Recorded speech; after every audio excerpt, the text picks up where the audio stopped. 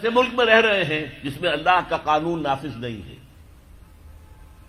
جس کا مالی نظام سود اور جوئے پر ہے. ہم اس کو بدل نہیں سکتے. کیا کریں؟ کہاں جائیں؟ کس طرف جاؤں؟ کسے دیکھوں؟ کسے آواز دوں؟ اے ہجوم نامرادی، دل بہت گھبرائے ہے. کہاں جاؤں؟ دنیا میں ایک انچ نہیں ہے، کوئی ملک نہیں ہے جہاں اے اللہ تیرا دین قائم ہو. جائیں تو کہاں جائیں؟ دیکھیے ہماری بندگی جزوی ہے. نمازیں ہم پڑھ رہے ہیں، روزے ہم رکھ رہے ہیں، مسجدیں عالی شان بنائی ہیں، مدرسے بھی بہت بڑے بڑے بن گئے ہیں، واقعتاً اس میں کوئی شک نہیں. لیکن سوال یہ ہے کہ اوپر جو چھت ہے وہ تو کافرانہ ہے. قانون تو اللہ کا نہیں ہے، کتاب و سنت کے احکام تو نافذ نہیں ہے. ہاں نماز ہے، روزہ ہے، حج ہے، زکوٰۃ ہے. تو نماز اور روزہ تو ہندوستان میں بھی ہو رہا ہے. وہ تو چند ایک مسجدیں ہیں جنہیں وہ تاریخی اعتبار سے کہتے ہیں کہ یہ ہمارے مندر ہوتے تھے جنہیں مسجد بنایا گیا، ورنہ وہاں پر ہزاروں لاکھوں مسجدیں ہیں، آباد ہیں، لوگ نمازیں پڑھتے ہیں. کوئی روکتا ہے انہیں؟ ہم نے یہ ملک بنایا تھا کہ یہاں اسلام کا نظام قائم کریں گے. نماز تو آپ امریکہ میں جا کر پڑھیے، امریکہ کو کوئی اعتراض ہی نہیں.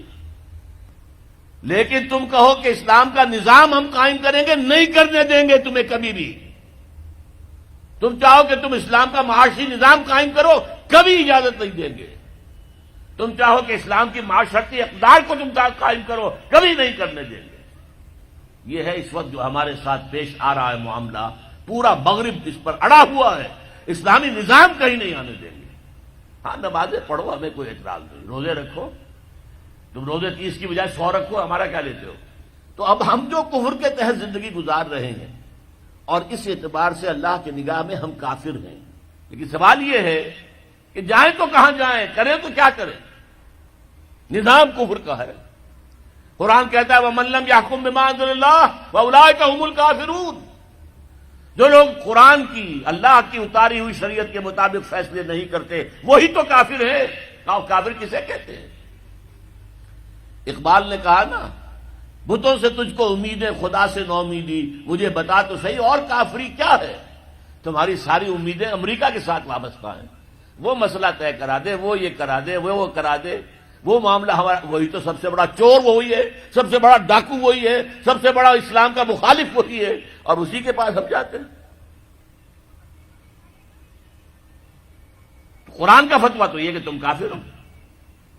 ہاں انفرادی طور پر تم مسلمان ہو، اجتماعی طور پر قومی سطح پر تم کافر ہو.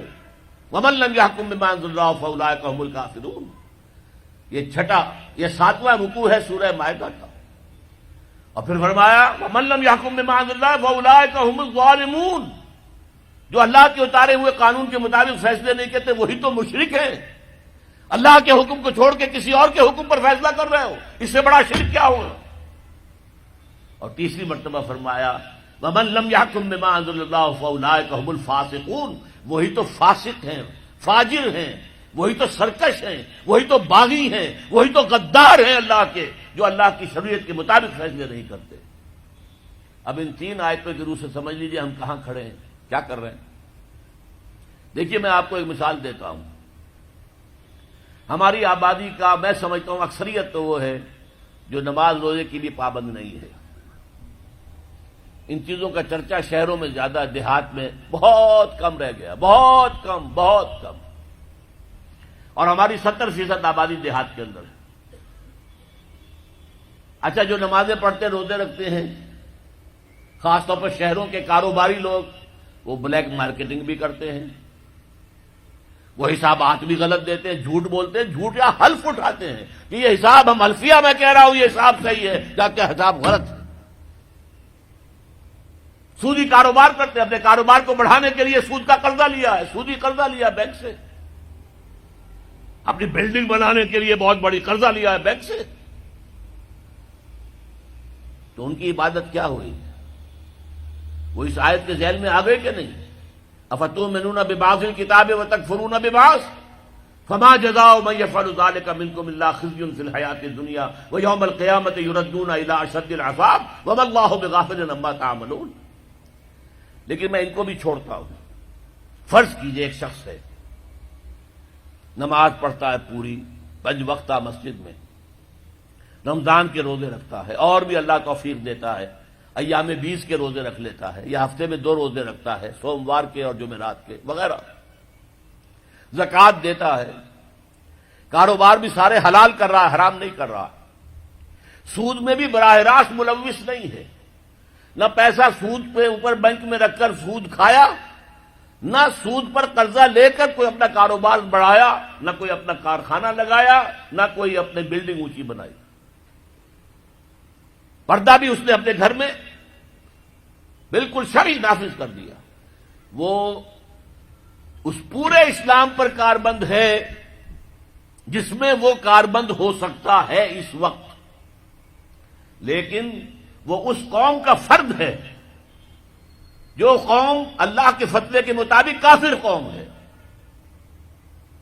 جو اللہ کے فتوے کے مطابق مشرک قوم ہے، جو اللہ کے فیصلے کے مطابق فاسق و فاجر قوم ہے۔ قوم کے فرد تو ہم اسی کے ہیں۔ چور کا ہاتھ تو نہیں کاٹا جا رہا، ڈاکوؤں کو وہ سزا تو نہیں جا رہی سورہ مائدہ میں جو آئی ہے، ان کے ہاتھ اور پاؤں مقابل سم سے کاٹ دیے جائیں، یا یہ کہ انہیں ملک سے باہر دفع کر دیا جائے، قتلوا تقتیلا، ان کے ٹکڑے کر دیے جائیں۔ ڈاکوؤں کو کوئی سزا ملتی ہے ایسی؟ لیکن اصل میں جو لوگ شور مچا رہے ہیں وہ ہیں جو کہتے ہیں کہ یہ اسلامی سزائیں وحشیانہ ہیں۔ بے نظیر بھٹو کا کہنا ہے یہ وحشیانہ سزائیں ہیں، اللہ کی دی ہوئی سزائیں وحشیانہ ہیں، معاذ اللہ ثم معاذ اللہ ثم معاذ اللہ، کلمہ کفر ہے۔ اب اس کا کیا علاج ہے ہمارے پاس؟ کیا کریں؟ میری بات کو توجہ سے سنیے، اس نظام باطل کو ذہناً تسلیم مت کرو، اس نظام باطل کی خدمت مت کرو، don't reconcile with it, don't serve it, don't support it. اس نظام کے تحت پھلنے پھولنے دولت مند بننے کی کوشش مت کرو، بلکہ اپنی زندگی کو سکیڑو، اپنی ضروریات کو کم کرو، اپنے آپ کو ذرا آزاد کرو، اپنا وقت، تاکہ اس وقت کو تم لگا دو اس نظام کے خلاف جد و جہد میں۔ ایک ایسی جد و جہد، ایک ایسی کوشش کہ اس نظام باطل کو جڑ سے اکھیڑ کر پھینکنا ہے اور اس کی جگہ نظام حق، دین حق نافذ کرنا ہے۔ یہ جد و جہد اگر کرو گے، تن من دھن لگاؤ گے، تو یہ کفارہ ہو جائے گا کہ تم کافرانہ ملک میں رہ رہے تھے، جس کا نظام کافرانہ تھا۔ تم چاہے اپنے آپ کو مسلمان سمجھتے تھے، لیکن نظام کافرانہ تھا جس کے تحت تم زندگی گزار رہے تھے۔ ہاں، اگر یہ کرو، اے اللہ میں نے اس نظام کو ذہناً تسلیم نہیں کیا، اے اللہ میں نے اس کی خدمت نہیں کی، میں نے اسے سپورٹ نہیں کیا، اے اللہ میں نے اس کے درمیان اس کے نیچے رہتے ہوئے عیش کرنے کی کوشش نہیں کی، اے اللہ بلکہ میں نے کم سے کم اپنی ضروریات کر کے وقت نکالا اور اس کے خلاف جد و جہد کی، اس نظام کو اکھاڑ کر پھینکنے کے لیے کوشش کی، اور تیرا نظام لانے کی جد و جہد کی۔ لا نہیں سکے تو اے اللہ ہم کیا کریں؟ ہمارے اختیار میں تو نہیں ہے، وہ آئے گا تو اسی وقت جب تیری مرضی ہوگی، تیرا منشا ہوگا، لیکن ہم نے اپنی زندگی لگا دی۔ اگر تو یہ ہے تو کفارہ ہو گیا، اللہ کے عذاب سے آپ بچ جائیں گے۔ اگر یہ نہیں کہہ سکتے، آپ تو بھر اپنے باطل نظام میں رہ رہے ہیں، عیش کر رہے ہیں، اور آپ پھیلنے پھلنے پھولنے کی کوششیں کر رہے ہیں، اور زیادہ عیش مل جائے، اور زیادہ آسائشیں مل جائے، بڑا مکان بنا لوں، اور بڑا محل بنا لوں، اور بڑی حویلی بنا لوں، اور کاروبار پھیلا لوں، ایک مل تھا 2 بن جائیں، 2 کے 3 ہو جائیں۔ اگر اس چکر میں آپ رہے اس نظام باطل کے تحت، تو آپ اسی کے ایبیٹر ہیں، آپ اسی کے مؤید ہیں، آپ اس کے سپورٹر ہیں، اور آپ بھی اتنے ہی بڑے مجرم ہیں جتنا بڑا یہ نظام مجرم۔ بس آپ میری دعا کیجئے، اب میں آپ سے رخصت دے رہا ہوں، میں واپس چلا جاؤں گا۔ ایک ساتھی کی گزارش تھی کہ دعا کروا کے جائیں۔ دعا اصل میں ہم نے بدقسمتی سے ایک رسم بنا لی ہے۔ آپ کو معلوم ہے کہ عام دعا جو مجلس کی ہے وہ تو بہت مختصر ہے، اس کا تو آپ کو پتہ بھی نہیں چلے گا کہ دعا مانگی گئی ہے، احساس نہیں ہوگا۔ لیکن جو دعا میں مانگ رہا ہوں ساتھ ترجمہ بھی کروں گا، تو آپ اس کو اپنے دل کی طرف دیکھتے ہوئے اور اللہ کو دیکھتے ہوئے آپ اس پر جب کہیں آمین تو وہ صرف زبان نہ کہہ رہی ہو، آپ کا دل کہہ رہا ہو۔ الحمدللہ الذی ہدانا لہذا وما كنا لنهتدی لولا ان ہدانا اللہ۔ کل حمد، کل شکر، کل ثنا، کل تعریف اس اللہ کے لیے ہے جس نے ہمیں ہدایت بخشی، اور ہم ہرگز ہدایت یافتہ نہ ہو سکتے اگر اللہ ہی ہمیں ہدایت نہ دیتا۔ یہ اسی کا فضل ہے، اسی کا کرم ہے۔ ربنا لا تزغ قلوبنا بعد إذ هديتنا وهب لنا من لدنك رحمة إنك أنت الوهاب۔ اے اللہ، جب ہدایت تو نے بخشی ہے تو اس پر استقامت عطا فرما، اب ہمارے دلوں کو کج نہ ہونے دے۔ اے اللہ، کسی درجے میں ہماری پسپائی نہ ہو۔ اے اللہ، استقامت عطا فرما، تن من دل لگانے کی توفیق عطا فرما۔ اللہم انصر من نصر دین محمد صلی اللہ علیہ وسلم من کانوا وحیث کانوا۔ اے اللہ، اپنے ہر اس بندے کی مدد فرما جو تیرے دین کی خدمت کر رہا ہو، خواہ وہ کوئی بھی ہو، کہیں بھی ہو۔ وجعلنا منہم، اللہم ربنا اجعلنا منہم، اللہم ربنا اجعلنا منہم۔ واخذل من خلق دین محمد صلی اللہ علیہ وسلم من کانوا وحیث کانوا ولا تجعلنا معهم۔